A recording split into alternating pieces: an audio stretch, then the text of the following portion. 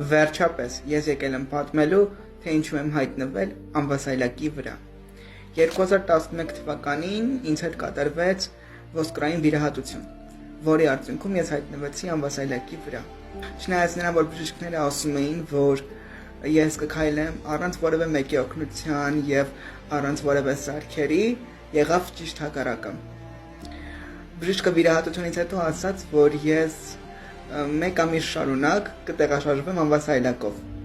բայց ամիսները դարձան տարիներ ու արդեն 10 տարուց ավել է ինչ ես տեղաշարժվում եմ ամբասայլակով։ Հետո ես մեկնել եմ Ռուսաստանի Դաշնություն, հետազոտությունների արդյունքում պարզ դարձավ, որ իմ մկանները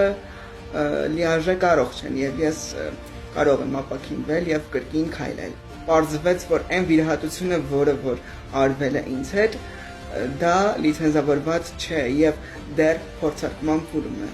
Ու փաստորեն ես դարձել եմ փորձարկման զոհ։ Ամիսներ հետո ես իմացա, որ